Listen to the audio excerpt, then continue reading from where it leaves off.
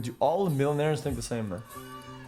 Self-made has to be somebody that was growing up broke. I disagree with that. You can mow lawns for a few months and make like a few $1,000s. You know how many lawns I'm gonna have to mow? It's a lot of lawns. My name is Harold. Oh, this guy's delusional. Multi-millionaire. Please welcome Tim Sykes.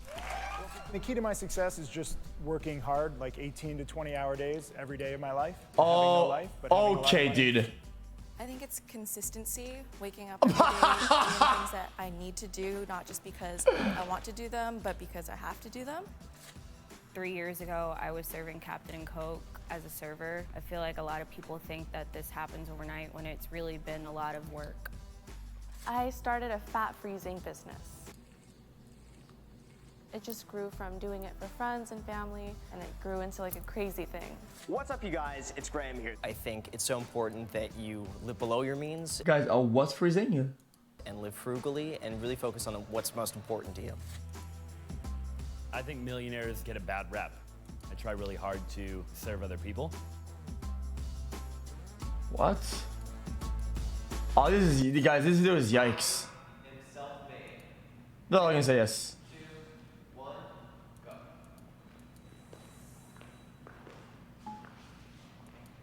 Growing up, I didn't have anyone in my family that was in real estate. I didn't have anyone in my family that had millions of dollars. And so for me, I do remember being like 15, 16 years, having 20 bucks and working part-time after school and like saving away all that money. And then I used that money to get my real estate license. I barely graduated high school. I never went to college, 2 divorced parents, so I should not have become wealthy statistically. But I believe that I put in the work and I really wanted something and I was really determined and I really enjoyed what I do, and that accumulated to where I am today. I literally started from the bottom. I'm not saying that I was ever homeless or anything, but I did grow up in a single-family household. We ended up sharing like a one-bedroom apartment with 5 people living on one bed. Living through those struggles really did put into perspective that I just wanted more out of life. So I went out there and I did whatever it took to build my wealth. And even though all Guys, 5 in one bed? Oh, fuck off, dude. odds were stacked against me. Like, I failed out of business administration. My counselor told me I would never make it in business. That's a cap, but I took dude. that and it lit a fire under me to prove her wrong almost. I feel like personally self-made has to be somebody that was growing up broke, in my opinion. Like, you got it from the bottom, and I didn't get it from the bottom. I disagree with that. I don't think you need to come straight from the bottom. Like, I started with a few $1,000s. I know a lot of people who started their whole businesses with a few $1,000s. A few thousand is Guys, more than this what guy I annoys had, me. so in But it my doesn't matter. mind, Like, a few you're gonna thousand be isn't better. going to make or break your business, like your life. Like, you can't. $0? Let's say you start with $1,000. I still believe you're self-made. Even 10,000, even 20,000, because you're not truly like even 6 figures or 7 figures. I'm broke and I live at mom's house with $0. You're in a way better position than me. You can mow lawns for a few months and make like a few $1,000s. Like, there's You know ways how to many make- lawns I'm gonna have to mow? It's a lot of lawns, but that is self-made. Shut the fuck up. I know what it feels like to be poor. 3, 2, 1, go.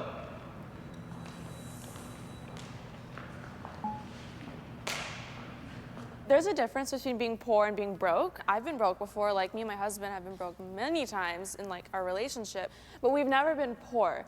And even like a long time ago when I lived in a one-bedroom apartment with my family, I'm done. we were never poor. I mean, I was happy, like I had pudding, we went to like parks and stuff. I never felt poor. When I was 7 years old, I got kicked out and moved into my grandparents' garage, and so I was poor mentally and I was broke financially, and I had to take care of myself at a very young age. So for a decade, I was running a pool company in order to eventually gain the opportunities to ultimately move that ball down the court, obviously. So, But were you happy? I mean, I wasn't, not really, right? Because there was a lot of stuff going on, and like I'm living in a garage and I'm growing up, and I had to not only become rich financially, but also mentally. I know what it's like to have everything and lose it all. So for me, my parents split when I was young. My family was broken. My mom had to then support 2 children. My dad had some nasty habits with gambling and lost everything. So he had a lot of debts that my mom ended up having to be chased for. And basically, I was 12 years old when I got my first job going door-to-door sales, selling newspaper subscriptions. And I had to bust my ass off off to help my mom. So for me, I feel like we all start from somewhere and we go through certain motions because it builds character. I like that. I'm jealous of you guys. I wish I had that mindset. Like I traveled to third world countries to kind of see what it's like, but I still can't put myself like totally in that spot. I feel like, again, broke and poor Okay, man. are two different This guy's things. annoying Like, as fucking. I grew up in a Shut two-parent up. home. I, went to prom in a Bentley. Like, I grew up really, really great. But then I hit 20, and I moved out with some boy, and the situation got very, very domestic violence-y. Now, I was living in a penthouse, and I'm sorry, I got too much pride. I wasn't gonna go back home. And, I'm like black and blue, like getting locked into like closets, like really, really toxic stuff. So that for me was very, very poor. Now, did it slingshot me to six-figure a month income? Yes. But in that state of mind and in that environment, I felt like I was really poor. Like I looked beat up, and my direct deposit was not gonna fix a black eye, like. I should pay more in taxes. 3, 2, 1, go.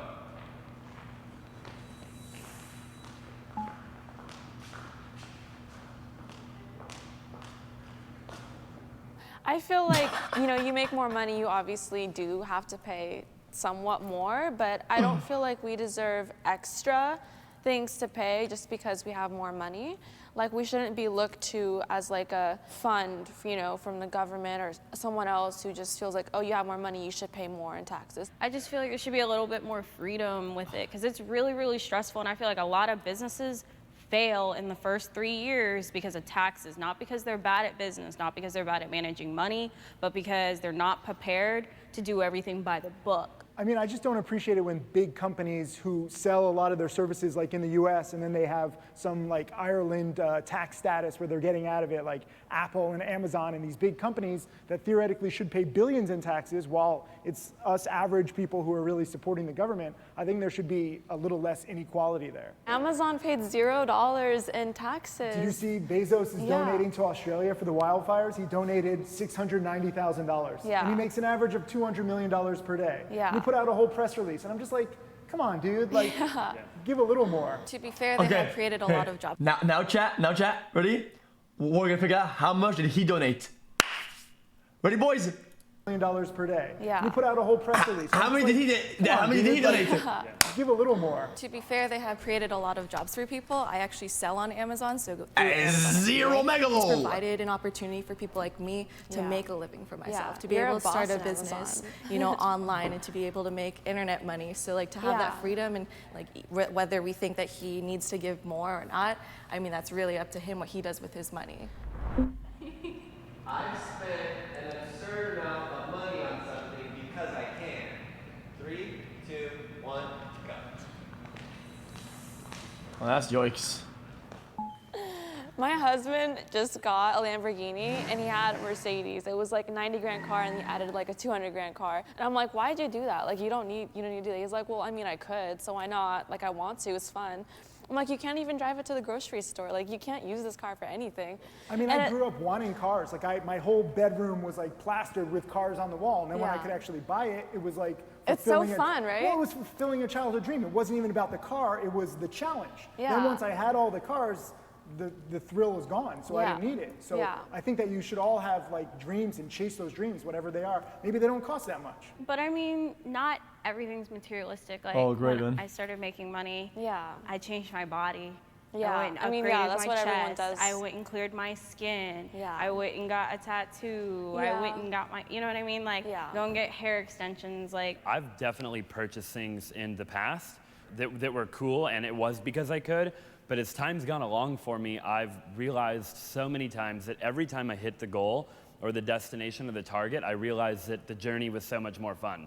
And as I've achieved more success and built more companies, it's almost every time now where I get there and I'm like, man, the journey was actually funner than the destination. I'm kind of over here with you. Yeah, right? Yeah, because like, I used to buy a lot of bags. I'm not even gonna lie. Like, and then once I got there, it was kind of like, I don't have a man, I don't have kids.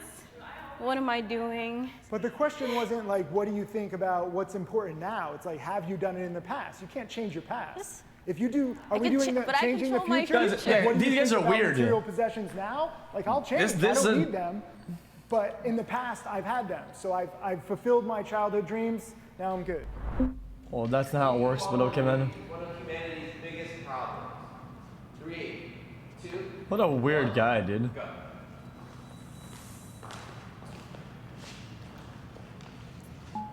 If we're talking about getting like successful, inequality is definitely not a problem. Like a homeless person has rose to fame overnight. I mean, if we're talking about inequality like with like the country, yeah, like, you know, that exists. But to become successful, inequality is not a problem. You know, anyone can make it. I guess the issue with inequality is that the rich are getting richer Guys, and the poor are not having. guys, I think this bimbo doesn't get it. I think you understand that by equality, they mean like given the same sort of set of tools and same sort of chance at the start. That's the whole point. I think bimbo there doesn't get that. Access to those means. Well, no, because I feel like my husband, he grew up in like the ghetto of LA. Like he had nothing. He worked as a dishwasher technician. And now he drives a gold Lamborghini and he had a gold Mercedes and he can buy whatever the hell he wants. You don't need to be like a white guy to make money, you know? Like you don't need to grow up in a rich area to make money. There's opportunities everywhere. Anyone can do it if they want to. But I think when you look at I the don't disagree with that, yeah. statistics, though, I think Okay, it's man. definitely doable. Like anybody can do it, but we still are in a day and an age where it's still not that common in the grand scheme of things. Like there's still a lot of people that, like you said, the rich get richer and the poor are either staying the same or not really getting that ahead right now. I feel like there's still just a lot of inequality. I mean, like, we're all minorities, and you guys are all white. And then, like, growing up, if you put me in a 4th grade classroom and I say, show me a millionaire, you say, Apple, Amazon, Timothy Sykes, he's rich. And then you're like, okay, show me somebody black, show me somebody Asian, show me somebody Spanish. You're gonna be like, It's very Michael limited, Jordan. right? It's extremely limited. They don't know. We need more examples. My privilege has allowed me to become rich. 3, 2, 1, go. I think the internet democratizes everything. I mean, I learned everything about stock trading on the internet, and many of us take advantage or capitalize on, things that are in the market, and the internet allows us to become experts. Would you say So- the internet's a privilege, though? No, I mean, you want to get like into semantics, like it's a privilege to be alive during this time in history where But we have the internet. just in a sense. That's not what they meant, though. You may not have it, so you have to You like can walk get free to. You have to Wi-Fi. walk You to can Starbucks. beg on the street, and you can get. But I have to walk there.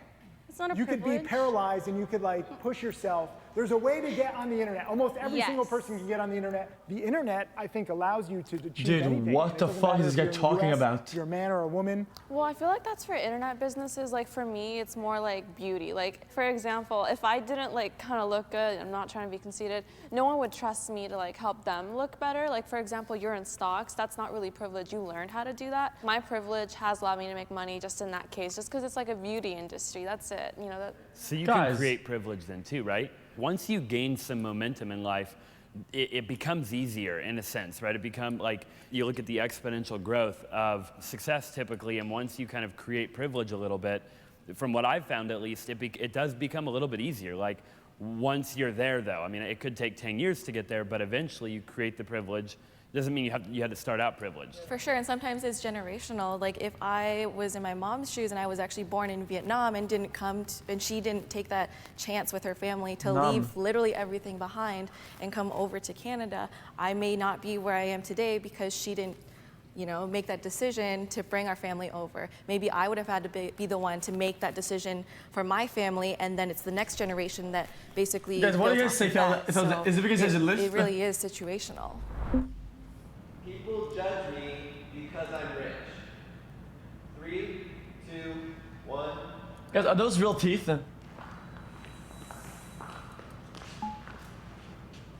We live in a world where social media is extremely prevalent. So like being on YouTube or Instagram or social media, a lot of it's like perceived. You are constantly getting like quote unquote judged. In my But opinion. even on social media, it really just depends what you post. That's very much I have a a stupid controlled $30,000 environment. watch just for social media. Like I don't Right. even, if you ask me what time it is, I check my iPhone. I don't even know if this thing works. But like when you're trying to grow your business, especially for me, like in stock trading, why do you get into stock trading? Is it fun? No, it sucks, but you can make money. So for social media, you kind of have to show it. But even with social media, I mean, if you have 1 million subscribers on YouTube, I think you're rich. Yeah. Because I know YouTube is writing you a check, and I'm judging you off Direct that. deposit.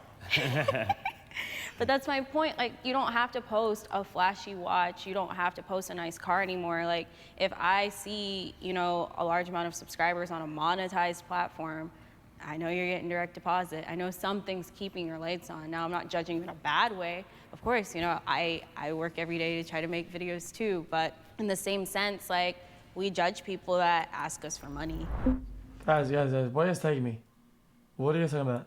What did you say? Have to post a flashy watch. You don't have to post a nice car anymore. Like, if I see, you know, a large amount of subscribers on a monetized platform, I know you're getting direct deposit. I know something's keeping your lights on. Now, I'm not judging in a what is direct deposit? bad way. Of course, you know, I work every day to try to make videos too. But in the same sense, like, we judge people that ask us for money.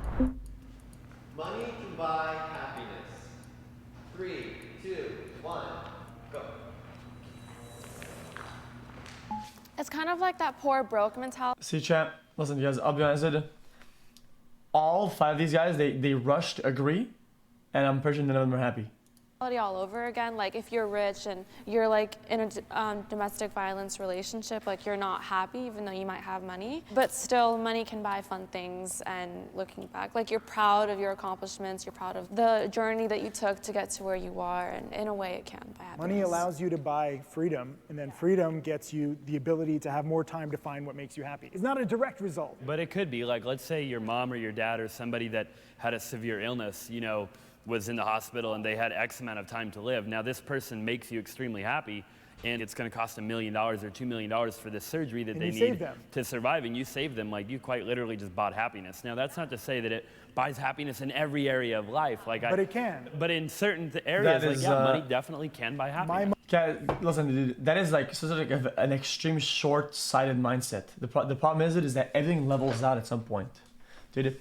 Like these things, once you get the peak, whatever, yeah, it kind of like all settles to, you know, it goes back to like a sort of your zero, your normal life, your fucking daily life, dude. Dude, happiness is a constant fucking thing happening. It's an ongoing process, dude. It's not something you just boom. It's not like that, dude. The most fulfilling asset is the house that I bought my parents. Exactly. And I am so grateful to be able to do that. You're not gonna save your parents fucking every 4 months, dude, for the rest of your life. It's just not gonna happen. Another person. 100%. Exactly. Right, it's like pouring from an empty cup. You need to make sure that you fill your cup before you help other people. And I think it goes back to donating, or people expect you to give more because you have more, but really it's not selfish for you to want a lot of money or to want that time freedom. And it really just depends on your definition of happiness, what makes you happy. And we all find that, I guess, reason at different points in our life. Some people figure it out really early on, and some people it takes them a lifetime to find out what makes them happy. So even though you could have a lot of money, if you don't know what that reason is that drives you to do the things that you do, then really you're just not gonna be happy whether you have money or not. All right, guys, that's a wrap.